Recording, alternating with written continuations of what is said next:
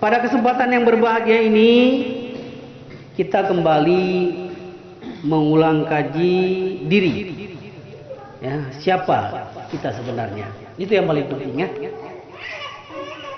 Jadi siapa manusia itu sebenarnya? Ibu, kalau kita bicara tentang hakikat kemanusiaan, kadang-kadang kita belum tentu manusia. Jadi bicara soal hakikat, bukan pada zahirnya, tapi pada hakikatnya, bukan pada syariatnya. Kadang-kadang manusia yang kita yakini ini belum tentu manusia. Tidak percaya, Bu? Alhamdulillah percaya. Dulu seorang ibu pernah berkata kepada anaknya, "Anakku, sekolah kamu ya, ngaji kamu ya nak, supaya kamu jadi orang." Nah, ada nggak? Ada kan? Kalau anak ini pintar, ini saya kan orang. Kenapa disuruh sekolah biar jadi orang? Nah, ini adalah bahasa hakikat, di mana kita belum tentu manusia. Sejatinya, Bu, manusia ini mempunyai dua naluri yang diberikan Allah Subhanahu wa taala. Naluri yang pertama bernama naluri akal. Naluri yang kedua bernama nafsu. Manusia bisa dikatakan manusia atau tidak, itu tergantung bagaimana manusia itu bisa mendominankan akalnya atau mendominankan nafsunya. Jika manusia lebih mendominankan akalnya, maka jadilah manusia itu manusia.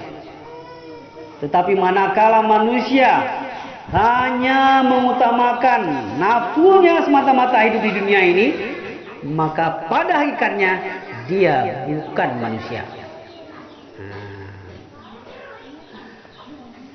Surat At-Tin. Bismillahirrahmanirrahim. Wat-tini waz-zaitun wa turi sinina wa hadzal baladil amin. Laqad khalaqnal insana fi ahsani taqwim tsumma radadnahu asfala safilin illal ladzina amanu wa 'amilus solihati falahum ajrun ghairu mamnun. Nah, ayat ini mengingatkan kita supaya kita jangan sampai tidak jadi manusia. Kata Allah di dalam surat ini, Allah bukan hanya sekedar berkata, tetapi bersumpah.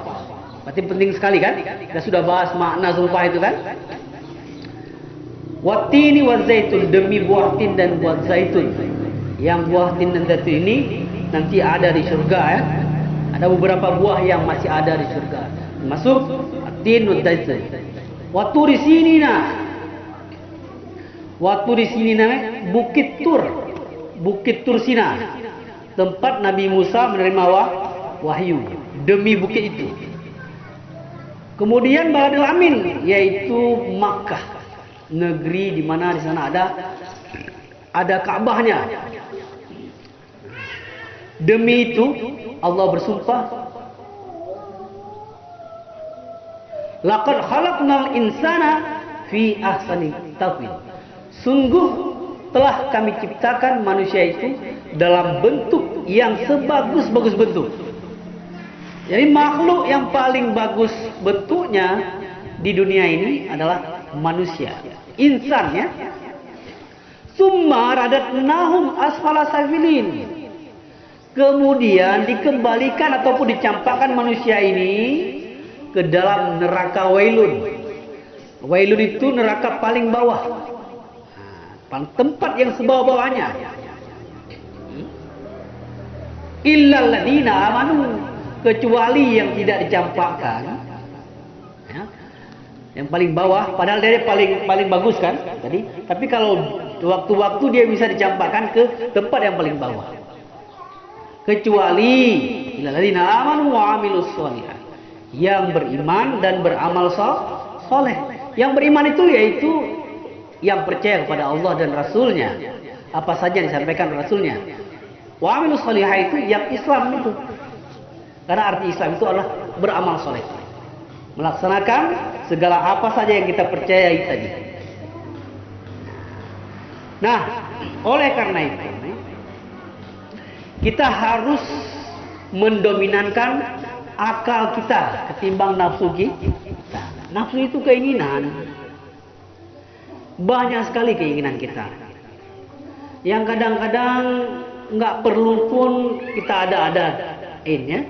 Kita paksa diri kita untuk memiliki harta tersebut. Padahal nggak penting-penting kali. Apalagi buat pamer-pamer ya. Itu. Kemudian contoh lagi, bukti lagi bahwa kita belum tentu manusia. Ada namanya dalam dunia ini ilmu humaniora. Ilmu humaniora ini adalah ilmu-ilmu yang memanusiakan manusia. Arti ilmu humaniora artinya adalah ilmu memanusiakan manusia. Padahal kan sudah jadi manusia, tapi kenapa harus ada ilmu itu? Ini membuktikan bahwa manusia yang secara syariat kita yakini manusia, belum tentu pada hakikatnya manusia. Oleh karena itu kembali lagi, dominankan akal kita ketimbang nafsu kita. Dah. Kemudian bukti lagi yang lain. Nah, kita ini ngomong sekarang nih bicara tentang pembuktian bahwa kita ini hakikatnya belum tentu manusia. Di dalam kitab Safinatun Najah. Nah, ada pernah ngaji Safinatun Najah? Kitab Safinatun Najah itu kitab bahasa Arab, bicara tentang ilmu fikih. Kalau di pesantren itu sebelum matan takrib. Nah, itu Safinatun Najah dulu. Arti Safinatun Najah itu kapal kelepasan. Nah, kalau ada anak kasih nama Safinatun Najah bagus juga. Nah, jadi kapal kelepasan. Jadi di dalam kitab tersebut, di dalam pembahasan masalah tayamum. Jadi di sana ada dua sebab baru kita boleh tayamum. Kalau enggak boleh tayamum. Yang pertama memang kan fakir air, enggak ada air. Nah, itu diibaratkan di situ kita udah cari-cari, sana 40 rumah, sana 40 rumah yang dekat-dekat ya. Nah, yang dekat-dekat ukurannya ya. Ke belakang nggak ada juga, ke samping, kanan kiri depan nggak ada, baru boleh kita tayamum. Itu yang pertama. Yang kedua, udah kita cari, airnya ada, dapat airnya, tapi air tersebut dibutuhkan oleh hayawanul muhtaramah, yaitu hewan yang dihormati. Siapa hewan yang hormati itu? Pertanyaannya itu kan. Jadi kalau misalkan kita ada air, pas mau berwudu, datang hewan tersebut, hewan yang dihormati tersebut. Nah, kalau kita nggak kasih ke dia, dia mati. Maka kita kasih air kita itu buat dia, baru kita boleh tayamum. Nah, pertanyaannya, hewan yang dihormati itu yang mana? Jumlahnya banyak. Kalau kita sebutkan, tak cukup waktu. Tetapi yang sedikitnya, artinya yang ghairu muhtaramah, hewan yang tidak dihormati tidak banyak. Artinya kalau hewan yang tidak dihormati, air tersebut tadi nggak boleh kita kasih ke dia, kita pakai sendiri, kita nggak boleh tayamum. Nah, tapi kalau hewan yang dihormati, kita kasih air itu ke dia. Nah, ngerti? Nah, jadi hewan yang tidak dihormati itu ada 6. Nah, jadi kan untuk menghitung yang banyak, hitung sedikit. Nah, selain yang sedikit itu, yaitu semuanya dihormati. Jadi ada 6 hayawanul ghairu muhtaramah, hewan yang tidak dihormati, yang apabila ada air tadi dia lewat biar mati dia pun nggak apa-apa. Ada 6 hewan yang tidak dihormati di dalam kitab Safinatun Najah tersebut. Yang pertama, kita sebutkan satu persatu. Tarikus shalah. Yang pertama adalah tarikus shalah. Orang yang meninggalkan sembahyang. Orang yang meninggalkan sholat. Di sini sembahyang apa sholat? Nyebutnya sholat ya. Lebih bagus sholat ya. Orang yang meninggalkan sholat itu dimasukkan ke dalam kategori hewan. Hewan yang tidak dihormati. Artinya ketika dia lewat, dia haus, kalau nggak dikasih mati dia, nggak boleh kita kasih air itu. Karena lebih pentingkan untuk berwudu kita. Itu yang pertama. Yang kedua, zina muhsan. Zina muhsan ini orang yang berzina padahal dia sudah punya istri atau sudah punya suami, selingkuh, ya. Nah, bagi orang ini kalau lewat nggak boleh kasih air. Zina muhsan. Kalau ghair muhsan, kalau zina ghair muhsan, itu orang yang berzina namun belum mempunyai istri, belum mempunyai suami, belum pernah kawin, masih perawan, masih berjaka, melakukan zina. Kalau orang ini lewat, kasih air tersebut, boleh. Mereka termasuk dihormati. Yang zina ghair muhsan. Tapi yang udah kawin zina nggak boleh. Kenapa? Termasuk dalam golongan hewan yang tidak dihormati. Kalau yang tadi pada hukumannya yang zina muhsan ini, yang sudah punya suami, punya istri berzina, itu hukumannya kan ditanam setengah badan, terus rame-rame dilempar pakai batu sampai mati. Tapi kalau misalkan zina ghair muhsan yang masih belum kawin, itu dicambuk dia 100 kali. Nah, kalau mati dicambuk mati, kalau enggak mati berarti tobat dia. Jadi lebih parah. Ya. Nah, pada hukumannya ya kita bisa lihat bahwa benar-benar ini parah yang selingkuh ini. Sampai-sampai air nggak boleh kasih sama dia, walaupun dia nggak minum air tersebut mati dia, karena dia termasuk kepada golongan hewan yang tidak dihormati. Nah, kemudian selanjutnya murtad. Murtad itu adalah orang yang keluar dari agama Islam. Pertama dia Islam, terus dia masuk Kristen. Ada gaji di Kristen itu, banyak duit, dapat rumah mewah. Kan? Orang Kristen kayak gitu dia, masukkan orang Islam ke Kristen itu, kayak gitu dia. Makanya yang masuk Kristen itu banyak orang miskin, orang bodoh. Tapi yang masuk Islam dari orang Kristen orang-orang yang pintar. Karena orang yang pintar itu orang yang mau menemukan hakikat kebenaran. Nah ini enggak mau dia, nggak bisa dia bodoh kan, penting hartanya. Nah, jadi murtad. Yang ketiga adalah murtad, termasuk hewan yang tidak dihormati. Itu yang ketiga. Kemudian yang keempat. Yang keempat namanya kafir harbi. Bukan kafir zimmi, tapi kafir harbi. Harbi itu artinya perang. Kafir yang wajib kita perangi.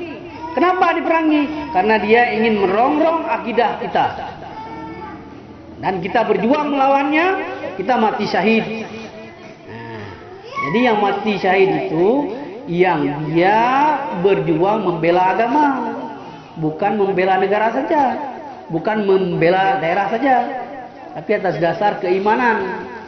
Nah, betul. Jadi kafir harbi berbeda dengan kafir dhimmi. Kafir dhimmi itu kafir-kafir yang hidup di negara Islam dan dia membayar pajak. Dia tidak merongrong akidah kita. Kita lindungi dia. Hidup bersama kita dia. Nah, seperti itu. Kalau kafir dhimmi lewat, wajib kita kasih air, kita tayamum. Tapi kalau kafir harbi lewat, gak boleh kasih air itu. Air itu buat kita berwudu. Karena kafir harbi termasuk golongan yang keempat, hewan yang tidak dihormati. Itu udah berapa? Udah 4. Yang kelima adalah anjing gila. Anjing gila. Berarti kalau nggak gila dihormati. Ada anjing nggak gila nih, lewat. Air buat berwudu nggak boleh berwudu. Mati anjing ini nih. Anjingnya nggak gila. Nah, kita kasih air itu buat dia, kita tayamum. Terus kalau anjing yang gila nggak boleh, nanti ikap. Kalau kita kasih buah anjing gila nanti kita digigit, kena rabies kan? Makanya nggak boleh. Nah, dia termasuk hewan yang tidak dihormati. Gimana hormat gila? Nah.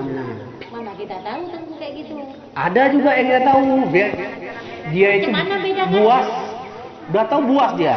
Begitu dia datang, gitu kan? Kan dia lain kan? Ataupun memang kita udah kenal anjingnya. Ini anjing si Polar memang bagus Itu ya. yang tadi itu yang orang yang berselingkuh dari mana kita tahu dia selingkuh nggak nyangka. Oh, yang nggak tahu pasti. Ini kan ceritanya harus tahu. Yang di kampung, pas di kampung kita. Kampung kita lewat dia kan? Sekolah itu pelakor. Boleh pelakor. Kalau udah tahu mau lewat dia, oh pelakor ini. Kalau kita nggak tahu kita kasih macam-macam. Nggak apa-apa. Mana kita tahu? Kalau hukum tidak tahu, tidur, lupa, itu semuanya dimaafkan, dirusak ya. Kayak orang gila nggak sholat, bapak nggak tahu dia kan? Nah, anak-anak nggak sholat belum tahu juga. Jadi kalau nggak tahu nggak apa-apa. Ini ceritanya sudah tahu. Jadi yang kelima adalah anjing gila. Yang keenam babi, baik gila maupun tidak. Kalau babi biar gila mau nggak usah kasih ke dia. Lain kalau babi sama anjing tapi sama juga dia. Iya. Jadi penyakitnya. Dulu kan waktu kita berperang dulu atau berburu bisa pakai anjing. Bisa. Kalau babi tidak bisa. Penyakitnya banyak. Kalau anjing penyakitnya kalau digigit rabies. Makanya anjing gila tadi nggak boleh kan? Kalau babi mau digigit atau enggak tetap banyak penyakitnya. Jadi nggak boleh. Yang menjadi pikiran kita begini. Anjing nggak gila, boleh. Anjing ya? Tadi orang yang tidak sholat tidak boleh. Bagus mana? Anjing sama orang? Bagus anjing, bagus binatang ketimbang orang. Berarti orang yang tidak sholat hakikatnya belum tentu orang. Ini jawabannya. Coba lihat nih, coba pikir. Yang pertama tadi kusolah, manusia kan? Yang kedua dinamusan, manusia kan?